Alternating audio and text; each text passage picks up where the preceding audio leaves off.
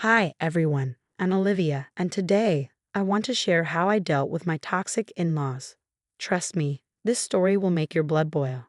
It all started when my husband James and I finally achieved our dream.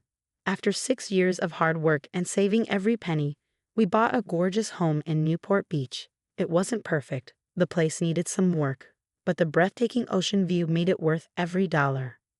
This is actually happening, I whispered to James as we signed the papers. He just squeezed my hand and smiled. Life was perfect. I ran my social media management business from a cozy home office overlooking the waves, while James thrived as a software engineer. For a while, it felt like we were living a dream. But then Emma, my sister-in-law, got engaged. Tyler's family has a summer home in the Hamptons, she bragged over Sunday dinner, but we're looking for something more permanent. That's when the visits started. My mother-in-law, Patricia, began showing up unannounced, always around sunset. This view is magnificent, she'd sigh dramatically. Emma would love raising her children here. She's always dreamed of a coastal lifestyle. I would force a polite smile, but inside I was screaming. One day, Patricia brought Emma along, without warning. Emma strode into our bedroom like she owned the place. This would be perfect for a nursery, she said, gesturing to the walls. We could knock this one down. Excuse me, I cut in, my tone icy. This is our bedroom. Oh, I'm just dreaming, Emma replied with a sickly sweet smile. Mom, isn't this exactly what I've been looking for? The breaking point came at Sunday dinner at Patricia's house. James, darling, Patricia began, her voice dripping with fox sweetness. Your father always believed that family comes first, and now that Emma and Tyler are planning their future.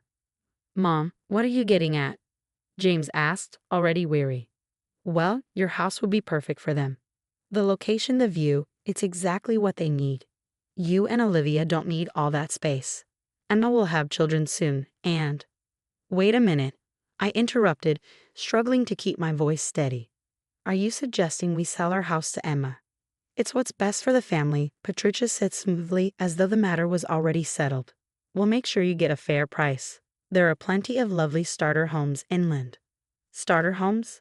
I repeated, my voice rising. We're not starting anything. This is our forever home. Don't be selfish, Olivia, Emma chimed in, her tone laced with entitlement. Tyler and I deserve this. You can work from anywhere. I looked at James, waiting for him to back me up. He just sat there, staring at his plate. We're not selling our house, I said firmly, standing up. End of discussion. Patricia's smile vanished. Family should support family, Olivia, she said coldly. James, surely you understand that. The dinner ended with tension so thick you could cut it with a knife, but I knew this was only the beginning. After that, Patricia began calling James every day, crying about how he was breaking Emma's heart. Your father would have wanted you to help your sister, she'd say, her words expertly designed to guilt-trip him. One afternoon, as I was working in my office, I heard voices in our backyard. I looked out the window and saw Emma with 3 men holding measuring equipment. What are you doing in my backyard? I demanded, storming outside. Just getting some estimates for renovations, Emma said casually. The deck needs to be extended for entertaining. Get off my property. Now. Stop being so dramatic, she replied, rolling her eyes. This house will be ours soon anyway. But that wasn't even the worst of it. Emma started parking her Mercedes in our driveway every morning, claiming that street parking would damage her car. She'd even bring her friends over for impromptu tours of the house while I was working. Then the rumors started. Olivia, I heard you're closing your business because you're moving, one of my clients said during a call. Someone told me you've been scamming clients.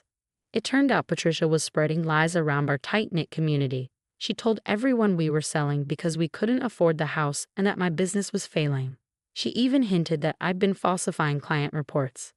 One evening, our neighbor Sarah came by. Hey, I just wanted to ask about the open house this weekend, she said casually. What open house? I asked, confused. Patricia's been telling everyone you're listing the house. She even handed out flyers at the country club. I was shaking with anger when I confronted James that night. Your mother is trying to destroy my business and our reputation, I said, my voice trembling. She's just excited about Emma's future, James replied, running a hand through his hair. Excited? She's harassing us. Emma brings contractors to our house without permission. Your mother's spreading lies about my business. They're both acting like we're their personal doormats. James sighed, looking exhausted. Maybe we should at least consider it. I stared at him stunned. Consider what? Selling. She said she'd help us find a nice place closer to my work. It would be a shorter commute. Are you serious right now? I interrupted, my voice rising. After everything they've done. I just want peace in the family, James said quietly. Emma's always been sensitive, and Mom. Stop. Just stop. My voice broke as I spoke. This isn't about peace, James. It's about your mother controlling everyone's lives. And you're letting her. You don't understand, he said, his tone defensive. Family is complicated. No, James, I shot back. What I understand is that your mother and sister are bullies, and right now, you're choosing to enable them instead of standing up for your wife. The look on his face told me everything I needed to know. My husband, the man who was supposed to be my partner, was wavering. For the first time since we got married, I felt completely alone in this fight.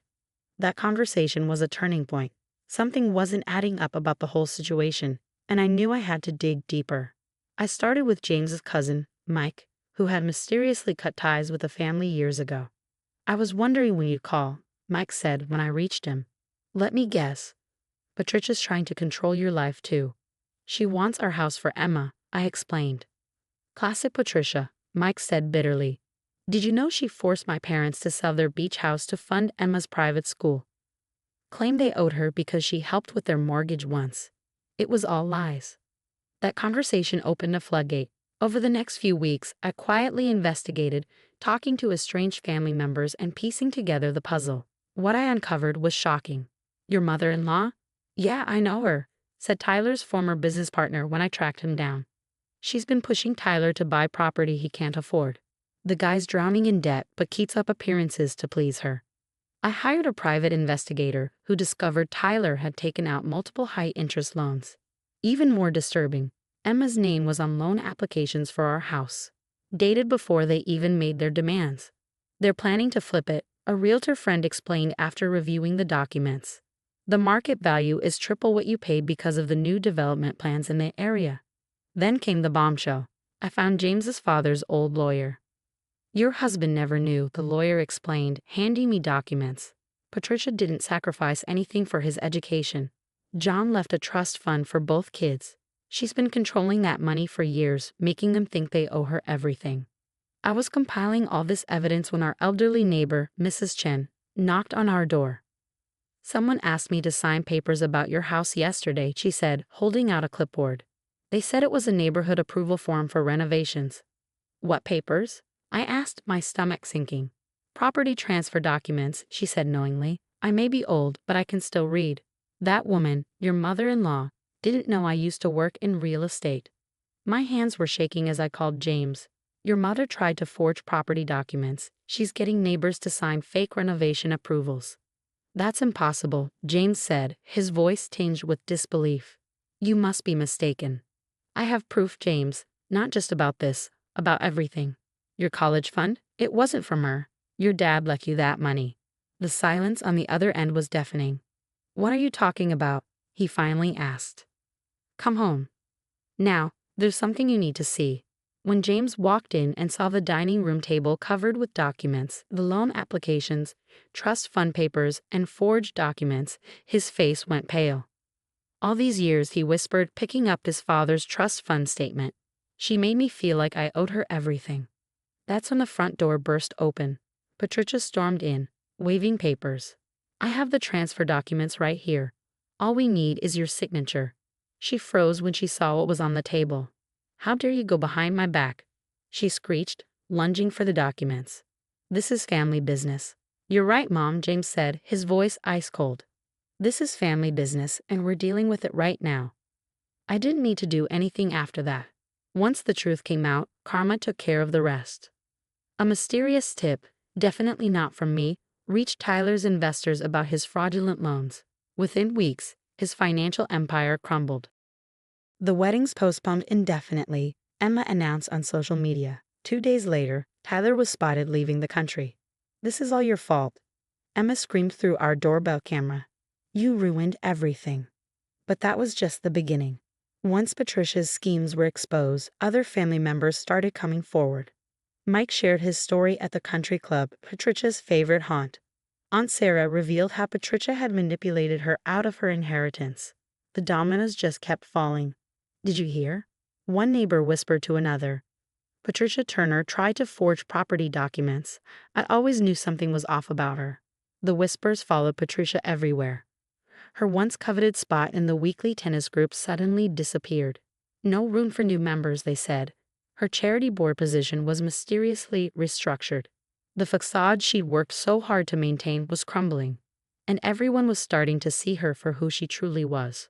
James watched it all with a mixture of sadness and relief.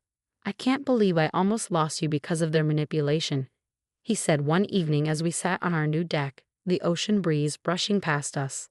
You didn't lose me, I said, squeezing his hand. You chose us. Emma's downfall, however, was far more spectacular.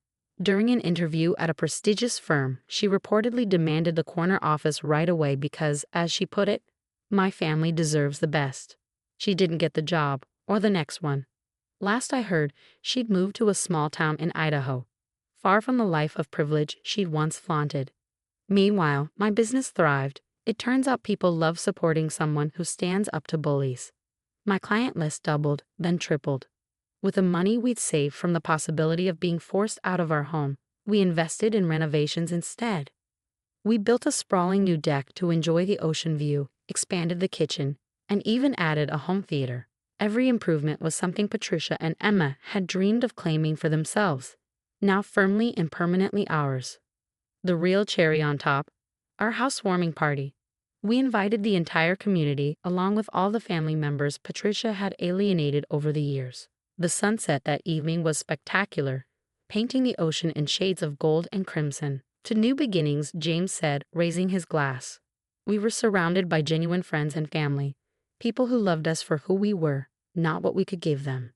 As the party reached full swing, I caught a glimpse of a car parked down the street. Patricia and Emma. They hadn't been invited, of course, and they knew better than to crash. From their car, they watched in silence, unwelcome and unacknowledged. After a few minutes, they drove away, disappearing into the darkness while we celebrated in the light. You know what's funny?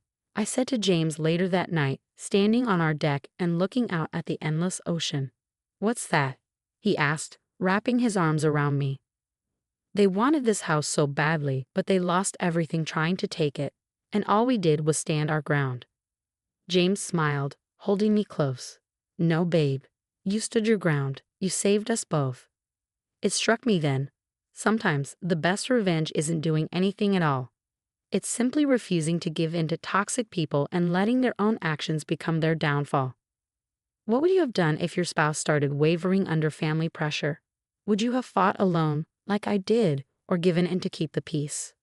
Because at the end of the day, it's not just about a house. It's about standing up to manipulation and refusing to let toxic people control your life. I chose to fight. It cost me months of stress, but it saved my marriage and, more importantly, my self-respect. Share your thoughts in the comments below. If you enjoyed this story of standing up to entitled in-laws, hit the like button and subscribe for more real-life stories about overcoming toxic relationships and reclaiming your power.